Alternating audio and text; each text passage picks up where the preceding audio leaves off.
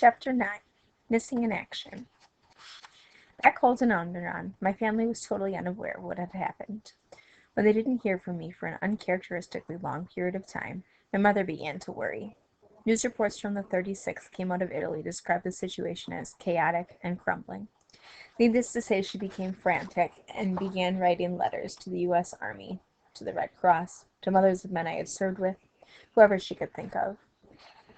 I don't have her going out letters, but some of the responses are in the scrapbook. They indicate my mother's growing frustration and desperation for any tiny bit of news about me. They also show the deep and affectionate support when back home expressed to one another in such worrisome times. Here's one note, sent by a relative who had learned I was MIA, missing in action. I'm so sorry to hear the news about your beloved son, Gerard.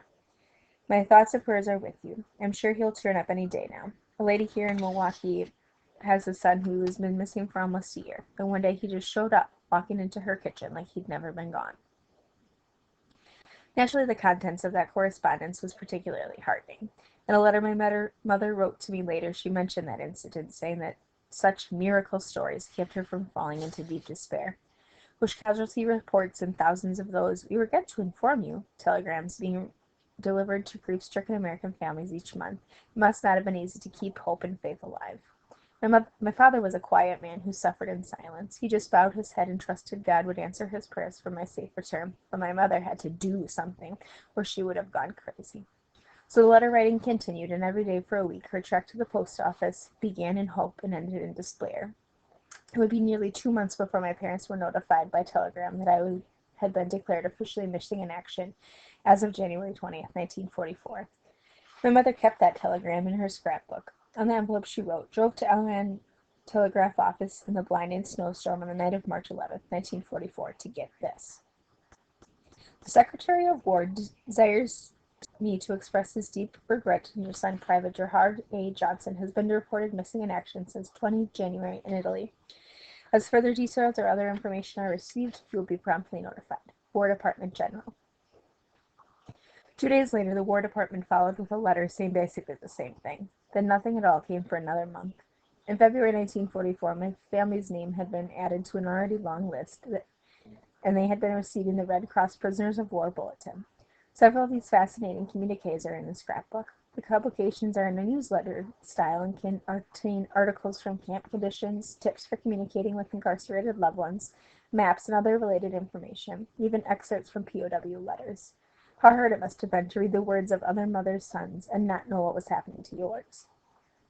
Then suddenly it was at long last the answer to my million Johnson family prayers, a short letter written in my unmistakably pencil scrawl. The card, dated February 8th, 1944, arrived April 12th. Dear Mother, I haven't much room on this card, so we'll have to make it short. Will you send cigarettes and candy? I'm in good health, so please don't worry.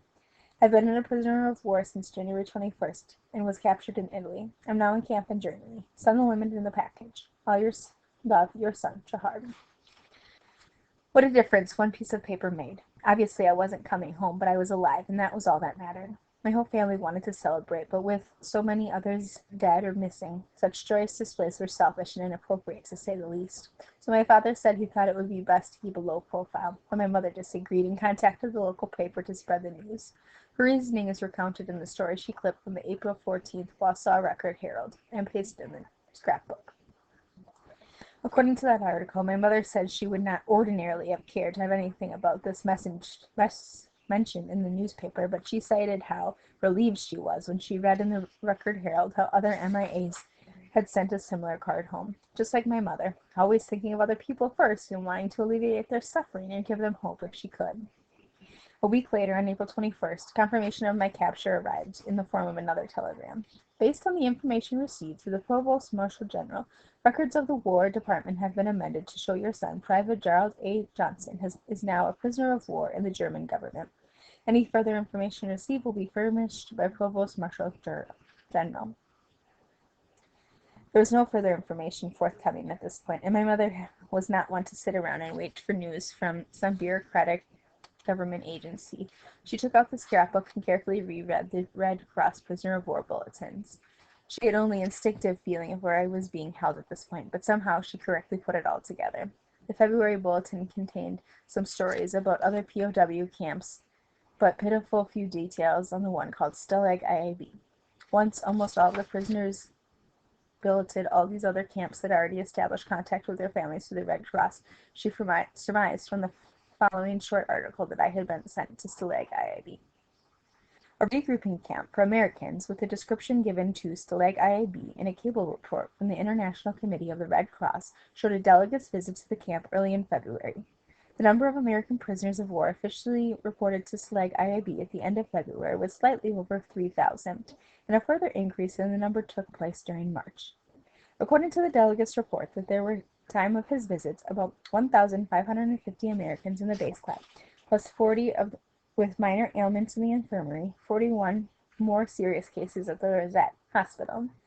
Some 400 prisoners in the barracks were suffering from stomach troubles, which rendered about 100 of them unfit to work at this time. There were 42 work detachments dependent on Stalag IAB, 90% of the detachments being agricultural.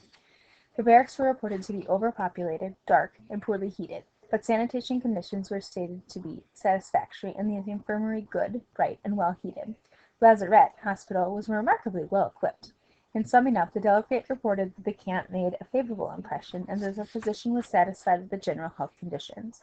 There had been no epidemics. Religious services had been held regularly. The camp had a theater and an orchestra and was supplied with books, games, and sports equipment. Working conditions in the attachment were also described as satisfactory. It turns out her guess was accurate, but much of what had been reported in the Red Cross bulletin about Stalag IAB was not. As had been extensively documented, all too often Red Cross inspectors were shown only what the Nazis wanted them to see, and it seemed appropriate to put things in the best possible light so that the POW loved ones would be reassured. Then, too, the tendency at the time was to overstate the positives so that no alarm and inflame the civilian population in the U.S. Add to this the fact that the conditions varied enormously from Stalag to Stalag, and from the beginning of the war to the end. As the Germans went from easy victories to certain defeat, their infrastructure and society were simultaneously turned into smoking ruins. So the conditions of the camp. So, not knowing if the article painted a far too rosy picture of the camp or not, my mother was now at least able to imagine the general outline of my current situation. Despite the fact that my parents had very little money, she immediately set about fulfilling my February 8th request for the limit of cigarettes and candy. She gathered together the contents of my list and packed it with painstaking accuracy. As the directions for shipment were explicit, she had no idea it would be midsummer before I got my first package from home.